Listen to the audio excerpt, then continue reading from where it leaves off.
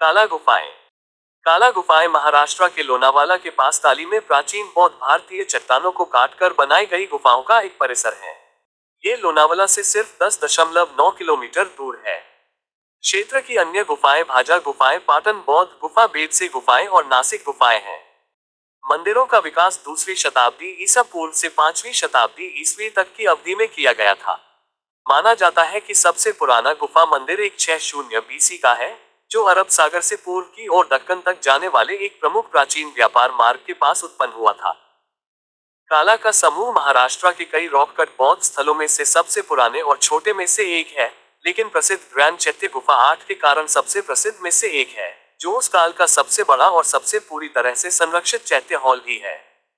इसमें बड़े पैमाने पर असामान्य मात्रा में उत्कृष्ट मूर्तिकला शामिल है। शक मूल के कई व्यापारियों, पश्चिमी क्षत्रपों और सातवाहन शासकों ने इन गुफाओं के निर्माण और समर्थन के लिए अनुदान दिया। महाराष्ट्र में कार्लिस का स्थान इसे ऐसे क्षेत्र में रखता है जो उत्तर भारत और दक्षिण भारत के बीच विभाजन का प्रतीक है। व्यापारियों के साथ अपने शुरुआती जुड़ाव के कारण बौद्धों की पहचान वाणिज्य और विनिर्माण से हो गई और उन्होंने प्रमुख व्यापार मार्गों के करीब प्राकृतिक भौगोलिक संरचनाओं में अपने मठवासी प्रतिष्ठानों को स्थापित करने की प्रवृत्ति की, ताकि यात्रा करने वाले व्यापारियों के लिए आवास उपलब्ध कराया जा सके। आज गुफा परिसर भारतीय पुरातत्व सर्वेक्षण के तहत एक संरक्षित स्मारक है। ये गुफाएं ऐतिहासिक रूप से बौद्ध धर्म के महासामरिका संप्रदाय से जुड़ी हुई थीं, जिनकी भारत के इस क्षेत्र में बहुत लोकप्रियता थी और साथ ही समृद्ध संरक्षण भी था। गुफाओं में दूसरी शताब्दी ईसा पूर्व का एक बौद्ध मठ है। मठ कभी चैत्य के बाहर 215 मीटर के भव्य स्तंभों का घर था। अब इनमें से केवल एक ही बचा है और शेष स्थान पर देवी एकवीरा को समर्पित एक मंदिर है, जिनकी विशेष रूप से मुंबई के आगरी और कोली समुदाय द्वारा पूजा की जाती है। वास्तुकला। काला गुफा परिसर पुणे से लगभग 60 किलोमीटर 37 मील दूर एक चट्टानी पहाड़ी पर बना है, जिसमें गुफा के अंदरूनी हिस्सों को रोशन करने के लिए चट्टान में बड़ी बड़ी खिड़कियां काट दी गई हैं। ये गुफाएं पहली सहस्राब्दी ईस्वी की शुरुआत में सह्याद्री पहाड़ियों में खोदी गई बड़ी संख्या में समान गुफाओं में से एक है। समूह में कुल मिलाकर 16 गुफाएं हैं, जिनमें से 3 महायान गुफाएं हैं। अधिकांश गुफाएं लीना हैं, जिनमें से प्रमुख अपवाद महान चैत्य गुफा संख्या 8 है। मुख्य गुफा, जिसे महान चैत्य गुफा या गुफा संख्या 8 कहा जाता है, में 50-70 का एक बड़ा जटिल नक्काशीदार चैत्य या प्रार्थना कक्ष है।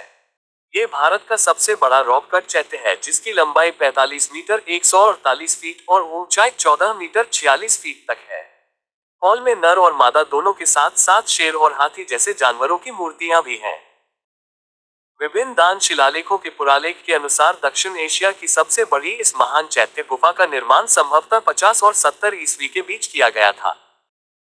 कई दानदाताओं, मुख्य रूप से स्थानीय व्यापारियों, जिनमें से कई यवन यूनानी और साथ ही कई बौद्ध भिक्षुओं और ननों ने चैत्य गुफा के निर्माण के लिए दान प्रदान किया, जैसा कि उनके समर्पित शिलालेखों में दर्ज है। बरामदे के बाएं छोर पर मूर्तिकला सजावट के बीच एक शिलालेख में इस पत्थर की हवेली को एक स्थानीय व्यापारी या बैंकर वैजंती के भूतपाल नामक सेठी द्वारा पूरा करने का उल्लेख है, लेकिन ये केवल बरामदे की अलंकृत मूर्तियों के पूरा होने का उल्लेख कर सकता है। पूरा होने पर पश्चिमी क्षत्रप शासक नहपान का उल्लेख करते हुए एक शिलालेख केंद्रीय द्वार के बगल में लगाया गया था, जिसमें नहपान के दामाद उशावदत्ता द्वारा काला चैत्य के भिक्षुओं को एक गांव के समर्पण की सूचना दी गई थी। लेकिन नहपान और न ही उशावदत्ता का सीधे तौर पर उल्लेख किया गया है कि उन्होंने स्वयं काला चैत्य का निर्माण किया या उसे पूरा किया। हालांकि उशावदत्ता को अन्यथा नासिक गुफा संख्या 10 से बहुत दूर नहीं, समान डिजाइन विशेषताओं वाली एक गुफा का निर्माण और समर्पित करने के लिए जाना जाता है। नहपान के लगभग एक पीढ़ी बाद सातवाहन शासक वाशिष्ठीपुत्र पुलुमावी 130-159 ने भी केंद्रीय द्वार के दूसरी ओर एक समर्पित शिलालेख छोड़ा था। परिचारकों के साथ बुद्ध का प्रतिनिधित्व करने वाले कई सजावटी पैनल बाद में महायान काल के दौरान बरामदे में जोड़े गए थे।